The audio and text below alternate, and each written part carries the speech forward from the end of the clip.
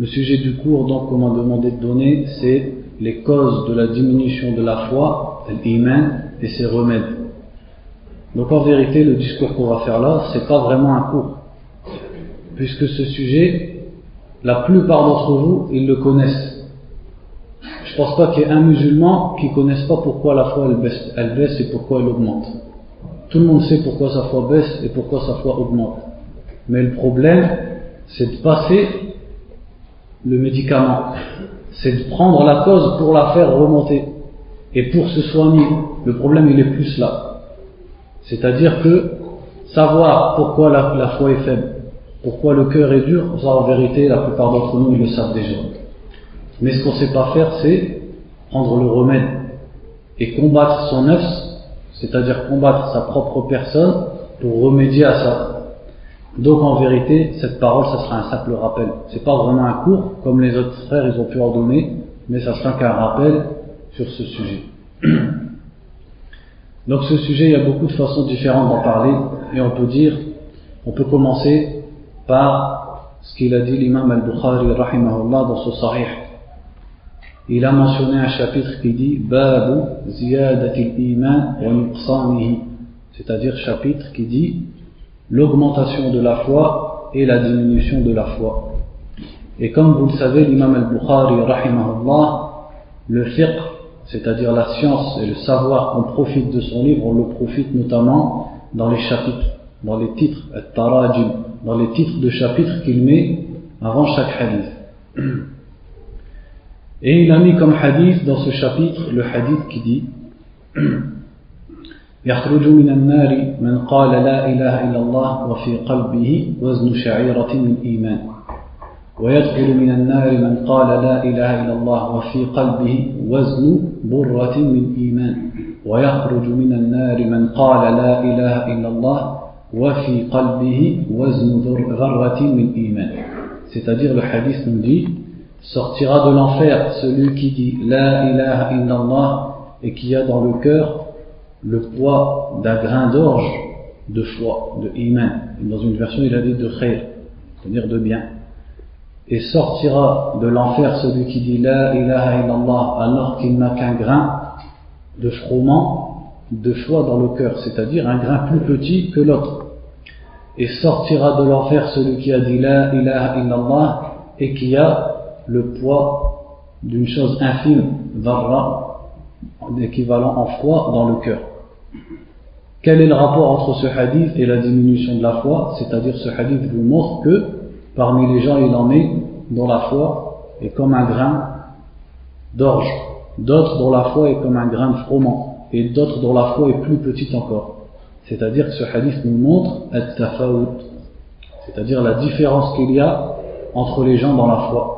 Et si cette foi peut diminuer d'une personne à une autre, alors elle est plus à même de diminuer dans une seule personne. Et sachez que la foi n'est sujette qu'à la diminution ou à l'augmentation, c'est-à-dire elle ne stagne pas.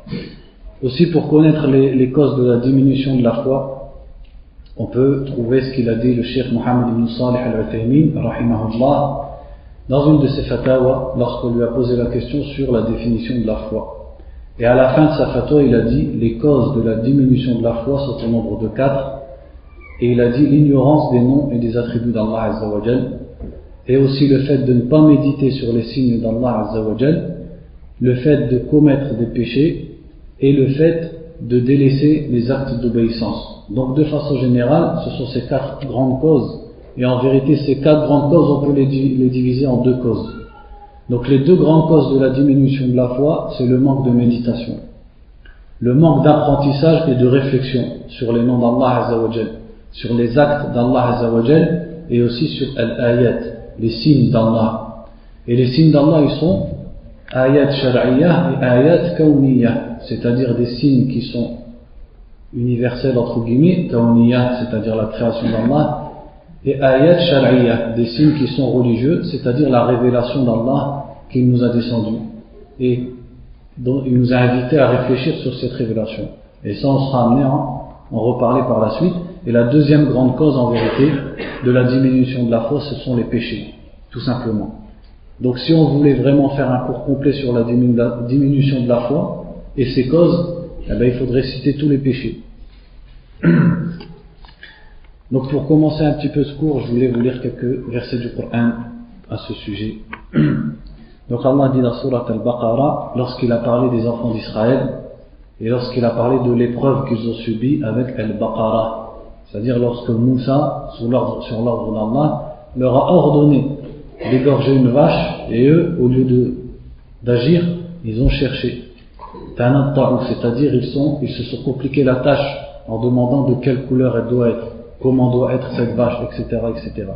Et aussi l'autre épreuve où Allah leur a dit de frapper un cadavre avec un des os de cette vache pour savoir qui l'avait tué. Donc des épreuves et des signes qu'ont connus les enfants d'Israël. Et après ces versets-là, donc au début de Surat Al-Baqarah, Allah dit ثُمَّ قَسَتْ قُلُوبُكُمْ مِنْ بَعْدِ ذَلِكَ فَهِيَ كَالْحِجَارَةِ أَوْ أَشَدُّ قَسْوَةً. C'est-à-dire ensuite vos cœurs se sont endurcis, qasat, après cela. Après quoi? Après tous ces bienfaits, après ces épreuves, après ces signes, vos cœurs se sont endurcis et elles sont comme les pierres ou plus dures encore.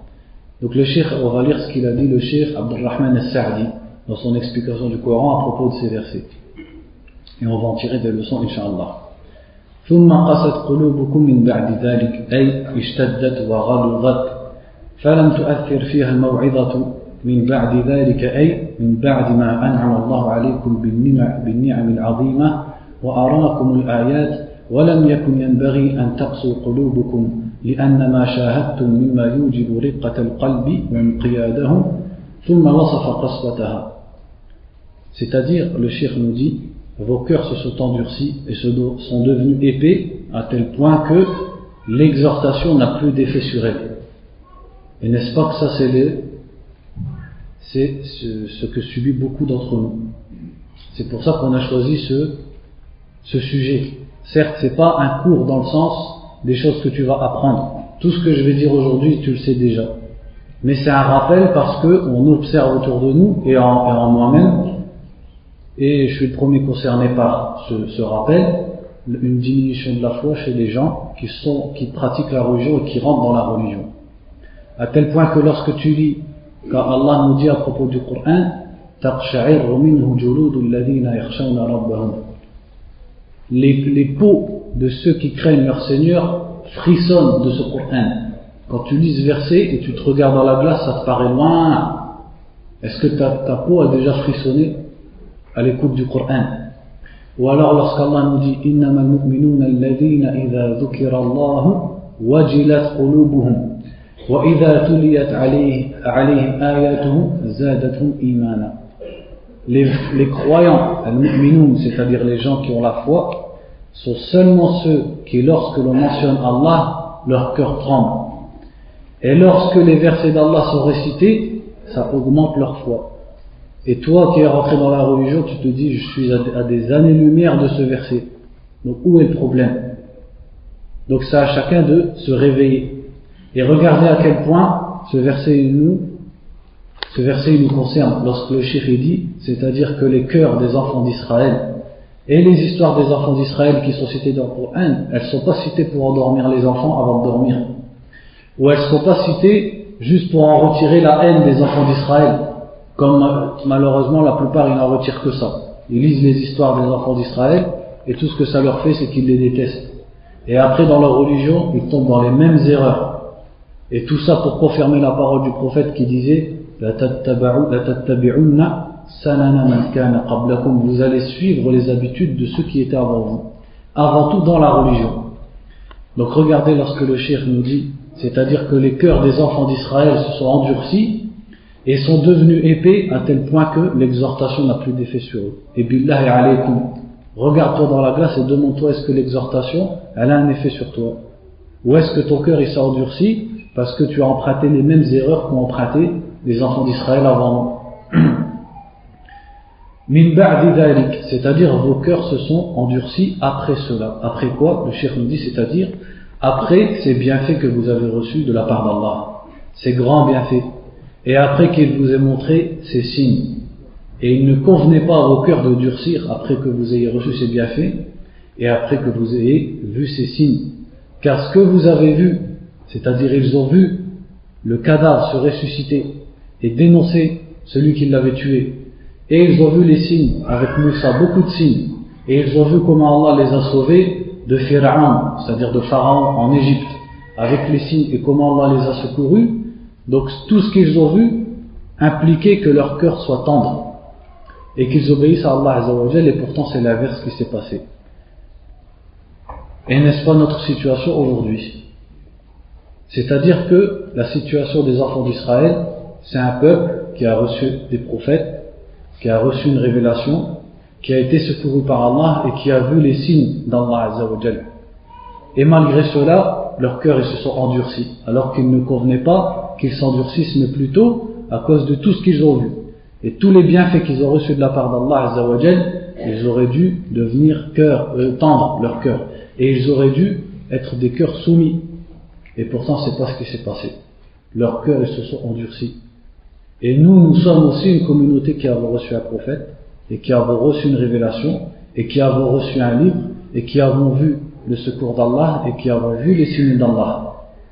Donc, que nous soyons en garde, et que nous prenions garde de ne pas prendre la voie de ceux qui étaient dans la même situation que nous, et leurs cœurs sont devenus durs. Car nous aussi on a reçu les bienfaits d'Allah comme eux les ont reçus, et nous aussi on a vu les signes d'Allah comme eux les ont vus. Donc il ne convient pas pour nous non plus que nos cœurs deviennent durs après qu'on ait vu tout ça.